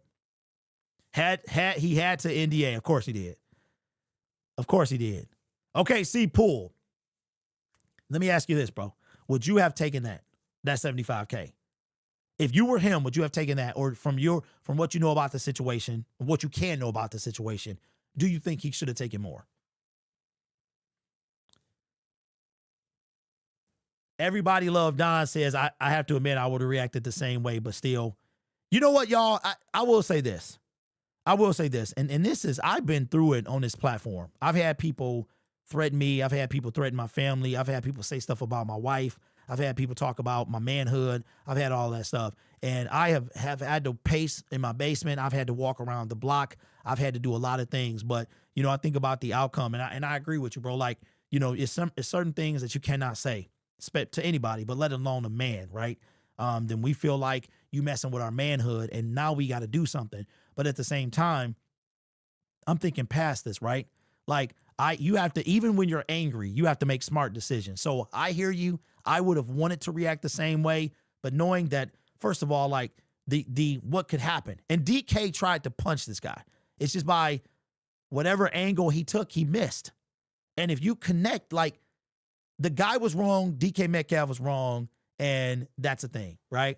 Now, if the guy would have tried to put hands on DK and DK defended himself, hit him with the right, boom, knocked him out, then, you know, hey, I did what I had to do, bro. He was coming at me, right? So I think like true character is really defined when you're upset. I really do, man, because you know how hard it is to just be quiet?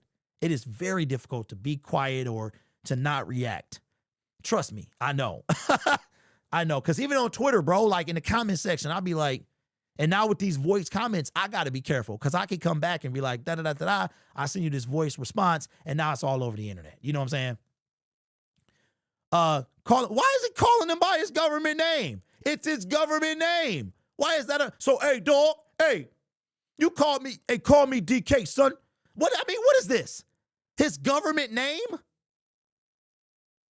So if I called you, you want me to call you Drip, or you said, what are you saying, Drip?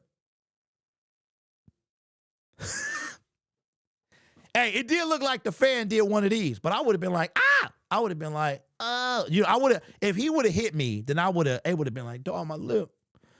I would have been like, somebody grab me a neck brace. I can't. Where do I sign? I can't see.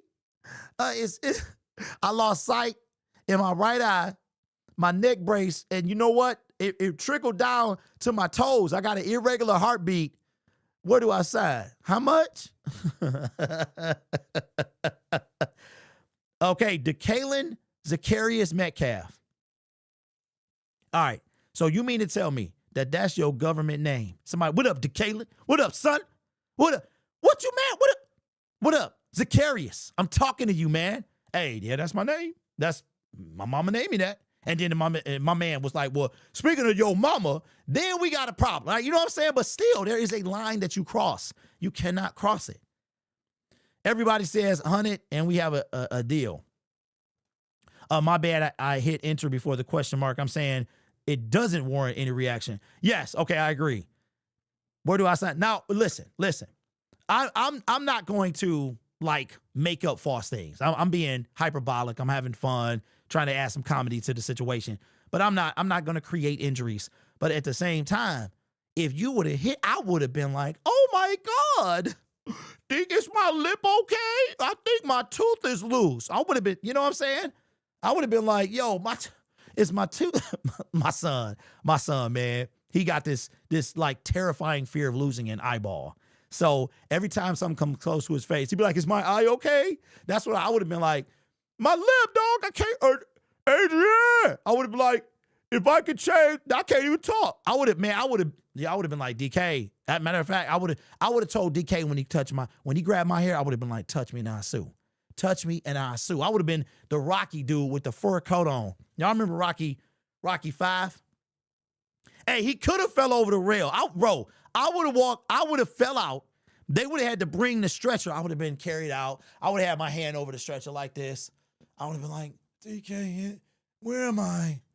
Mom, Dad? There's no place like home. I would have been straight up. There's no place like home. There's no place like Ford Field. I would have hammed it up straight up. I would be for sure getting paid. But hey, yo, if he would have fell over the rail though, I mean, if he really wanted to commit to the bit, he could have been like, yo, that's, he wasn't ready to commit. He wasn't ready to commit. And look, would you have, but okay, in all seriousness, if DK would have made contact and my man fell over the rail and then like something happened, yo, DK, see this is what y'all don't understand, and this is what I'm trying to tell y'all in the comment section. And let me spit some words of wisdom, okay? You can have one reaction that could be warranted, and it changes your whole life. It changes your whole life, right? So let's just play like worst case scenario.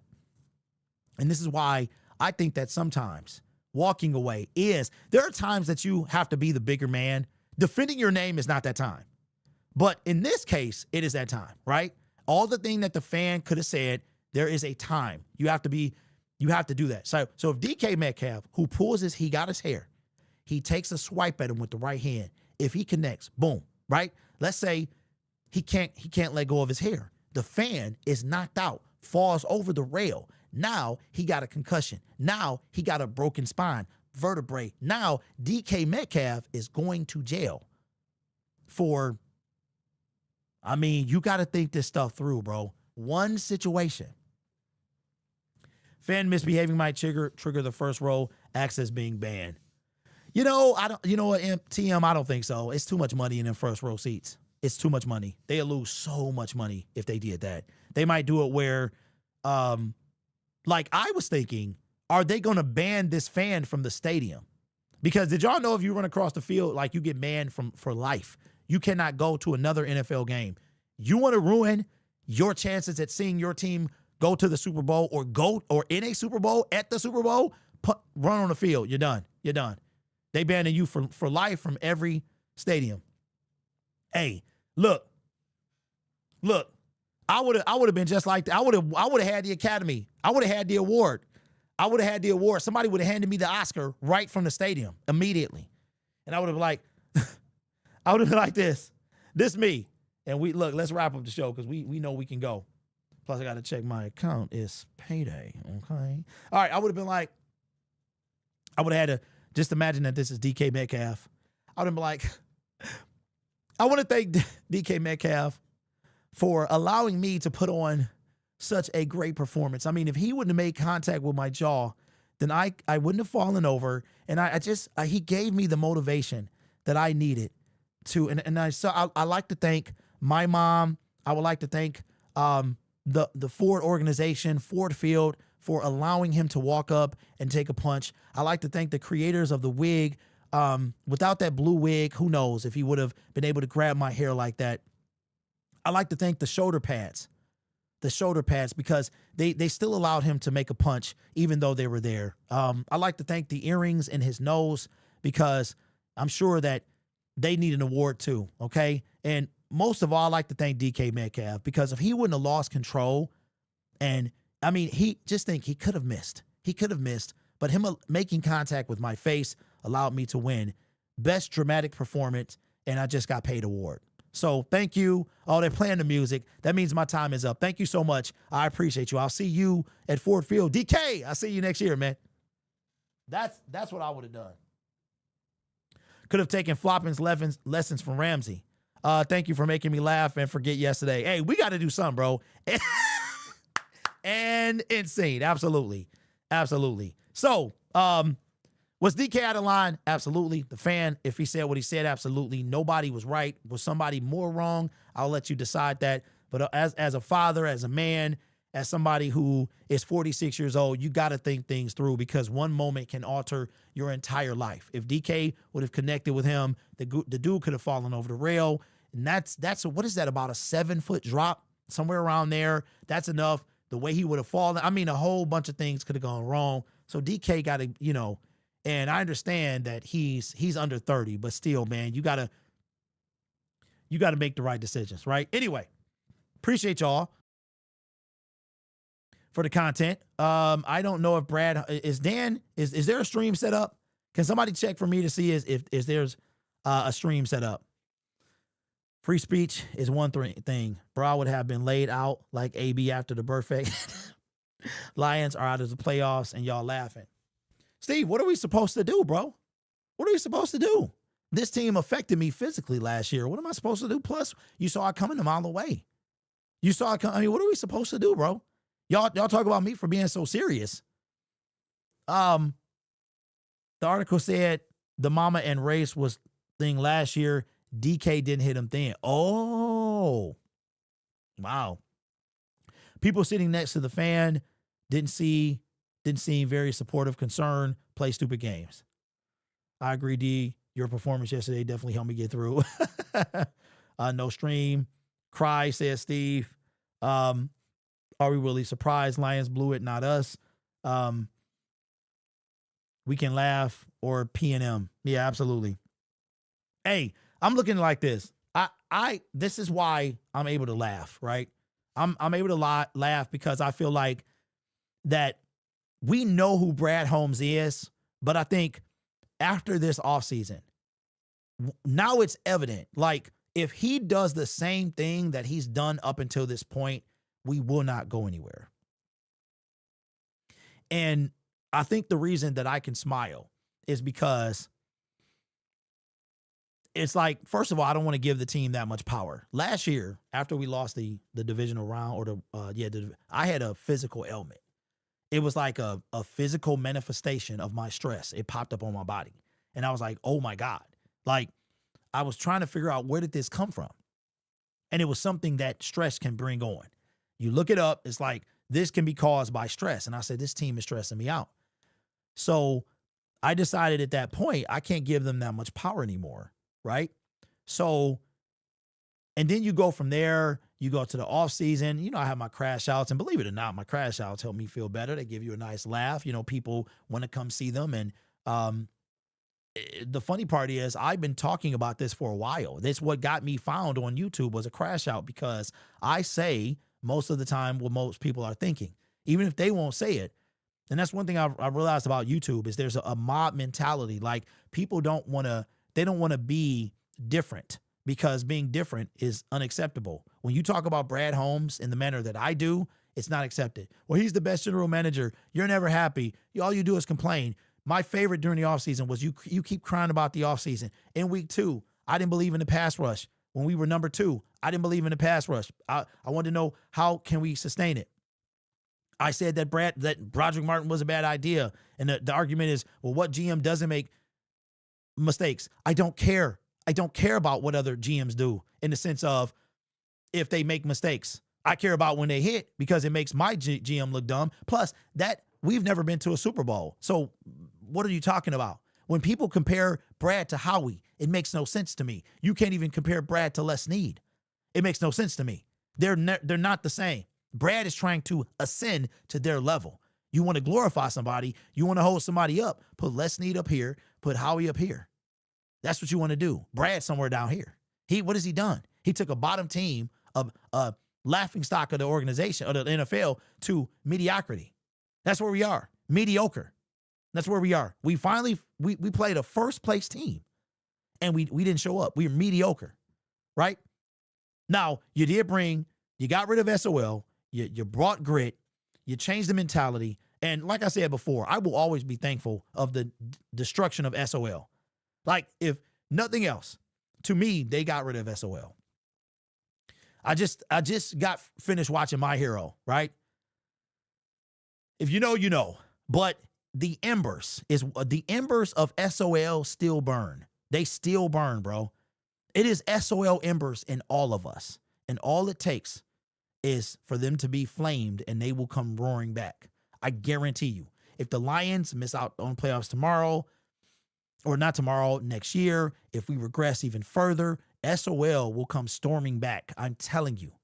And I said during the offseason that people would start to get to where they are looking to blame Brad Holmes after year 5. And that's exactly where it's everywhere. It's everywhere.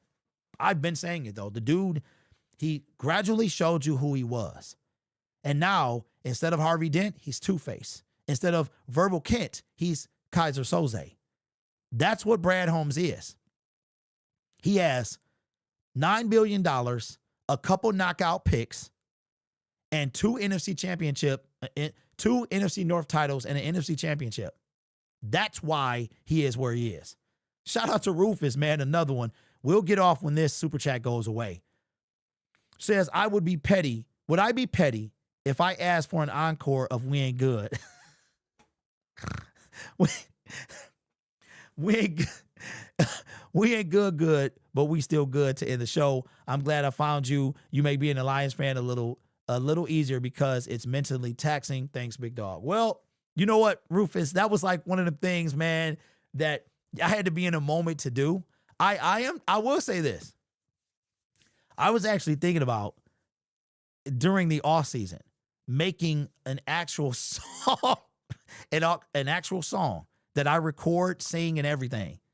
But actually, like, put the lyrics in referring to Brad Holmes. So I can't do it again, bro. But something might be coming down the pipe. I'm talking about layers, track layers, and everything, bro. The whole thing. Brad is laughing on the side all the way to the bank. We need it, fam. SOL has become same old Brad. Wow, that's funny. What's up, Get Back? What's good with you? Yes, do it. We went from 15-2 last year, which is quite rare, man. This team will definitely stress you out. Make a whole music video. Yeah, hey, I'm not even kidding. I thought about it last night. Cause we'll get off when super chat, when Rufus' super chat go away. But I'm like a huge karaoke fan. That's why I do all of this stuff. Cause I'm a huge karaoke fan. Love karaoke. And I'm one of them guys that take it serious, right? So when people get up there and they like Love Shack, baby, Love Shack, and they singing and it's just like nah, and you want to just be quiet, right? I get up there and I'm dead serious. So back in the early 2000s, I used to go to this music store and they sold karaoke CDs. And I would buy a CD of a karaoke song. So if you're local to like Westland, Garden City, those areas, it was a bar. Matter of fact, I don't live too far from it now, but it was on Ford Road and they did karaoke on like Friday or Saturday nights. So I took my own disc up there and I was like, can you play? So, cause the tracks they be having are terrible. So I was like, can you play this? So he played, I did my song. But I used to take it real serious. Then, I don't know if this place is still there, but in Canada, you go across the border and somewhere in Ontario, Toronto, wherever it is, there was a place called Crazy Horse Saloon. And it was like it had a stage and everything. And this stage had to be about 3 or 4 feet, about 4 feet high. And you would do karaoke from the stage. It was like being a performer. So I would go over there to Canada and do karaoke. Take it real. I've always taken karaoke like super serious, which is crazy because it's like the opposite of serious. But I can't stand. I look at it as a talent show. Most people there, they drunk and they singing, man, the B-52s. Put a karaoke. What is the song that you hear all the time at karaoke? Lion Syndicate, we ain't good, but we still good. Gorilla Feels Good Inc. It's on my PayPal list. We good for returning to Doormat. Yeah. I mean, my vocals okay. They okay. I'm kind of like if I'm sick, I can do a real good Donnell Jones. A real good Donnell Jones. That's probably the closest I sound to, like, if I'm nasally congested. Let me see. Everybody love Don with the super chat says, Brad doesn't get in the front of the camera because he knows how serious of the city Detroit feels about this team. His arrogance, his arrow, what does that say, bro? His arrow, I don't even know what that says. Expired with me. Yeah, so quick. Hey, bro, Renegade, yeah. So, hey, do they still do karaoke at Renegade? Because it used to be called, bro, what did that used to be called? But yeah. I don't live right too far from there, bro.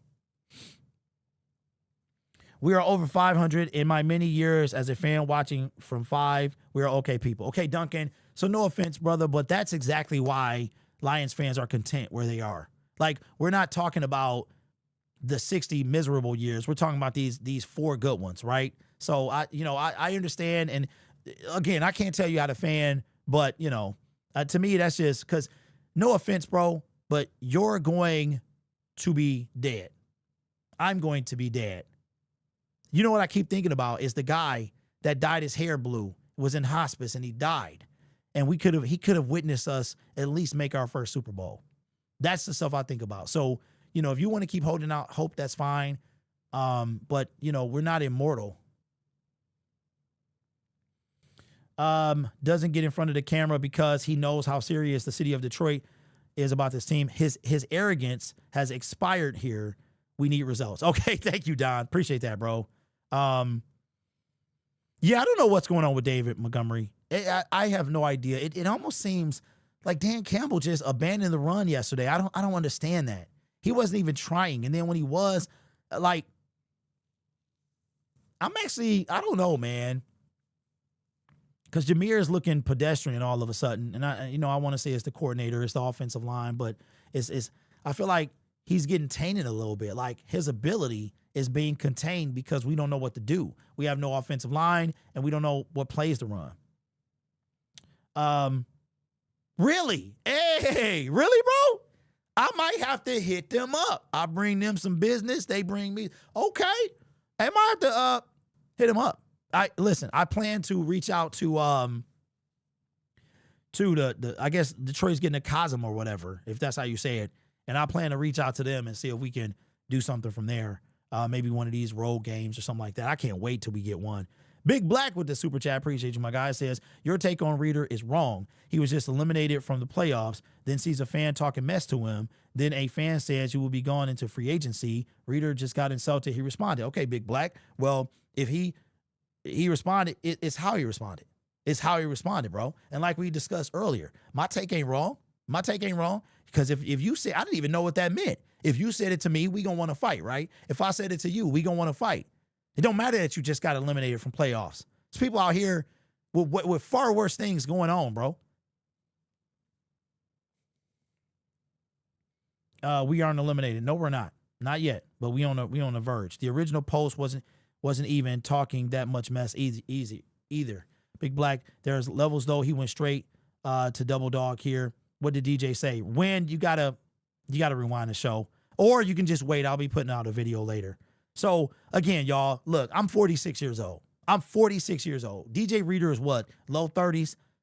For all of these guys, I mean, Jared Goff, like what's crazy is like in an alternate universe, I could be his father. Like that's crazy. Like a real, well, you know what I'm trying to say. I'm old enough to be his father, right? In like an alternate timeline, I'm old enough to be his father. But I got to realize I'm almost 50 years old. I done been through all this stuff. I done been through my temper tantrums and my anger phases. Now all I got to deal with is angry people in the comment section. So there's levels. You got to, and I have a 16-year-old son that I'm trying to teach the balance between defending yourself and being smart, right? You can't punch somebody and then keep punching them when they lay it out. As long as you're in the act of defending yourself, you can do that. If you knock the person out, it goes from defending yourself to assault.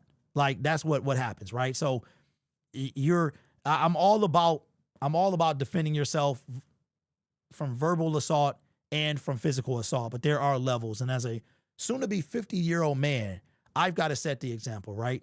My son is going to look back on these and be like, okay, well, my dad was faced with this situation. This is how he reacted. Even when it comes to YouTube. So when I get out from streaming and I go out to him and I say, hey, you hear me screaming downstairs and stuff, you know what that's about. He like, yeah, and it's cool. You know what I mean? Like he knows that it's part of the show and he doesn't think, too serious about it. Goff is 30 and he has a child. You would be his grandpa. Yeah, that's crazy. Someone please explain to me how we lost so old to old man Rodgers. I'm still confused. How does he let that happen? Yeah. Have any of y'all seen a sack happen by getting touched, like without your hands? I can't believe the sack. He got hit by Aiden's shoulder, which is insane. Rodgers owns the Lions. Tell at all this time, Pete, who are you and why are you here? You have 30 seconds to respond. Let me see. That game felt like the Stafford games, all pass, no runs. Exactly. Brad said he's going to remind us of a bad GM and just start drafting like wide receivers like Matt Millen. Rodgers got that old man energy. We should get Green Bay back up as our Malik Willis. A lot of Lions fans wanted him in 2022. They thought we were going to draft him second overall. Y'all just kept trying to draft a quarterback. And Brad, that's another thing too. Brad don't really care about a quarterback either. There's two things. He will not draft a quarterback to compete with Jared Goff. And I say why. Jared Goff is playing great.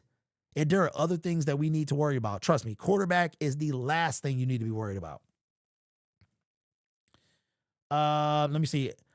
Here I'm 30 and born and raised here. It's heartbreaking to feel so close, but so far from a Super Bowl. This has been making my chest hurt for decades. Everybody, you'll get to a point, bro, where you gotta take it and you have to learn where to put it. You know what I'm saying? With that being the case, I can't do the song again, but I will let you ride out to the song, all right? Don't forget, this is the man that got us where we are. This is also the man that's going to take us where we've been. All right, y'all. I'll see you tomorrow. Go Lions, and try to keep your hands to yourself, all right?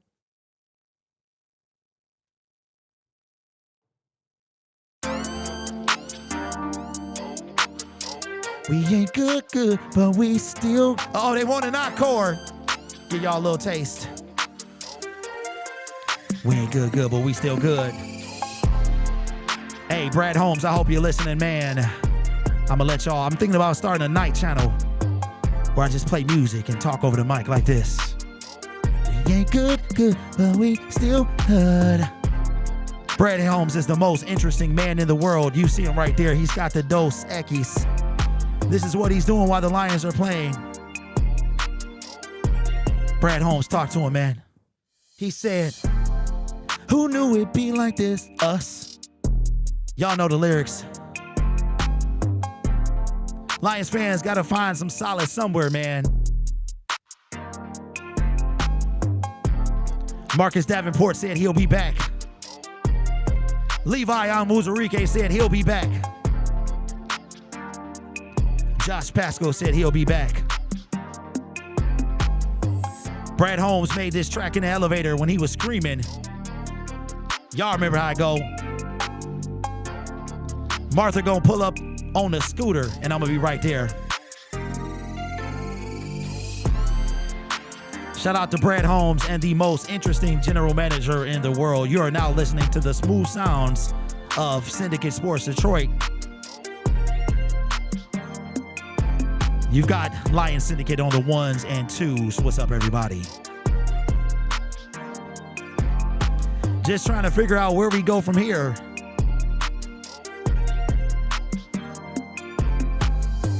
You know what's going to be crazy, y'all, is when Benedict the Snake goes to the playoffs and your Detroit Lions are going to Cancun. We're going to leave the light on for you. As a matter of fact, they've got the pina coladas all ready to go. They've got the margaritas. They've got the sunny beaches. They stand in a 5-star resort, and the Lions are going to warm up that bath water for you.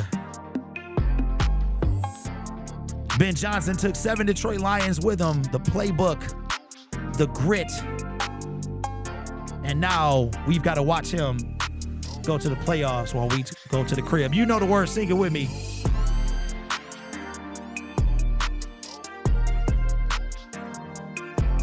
Brad Holmes is the most interesting man and GM in the world.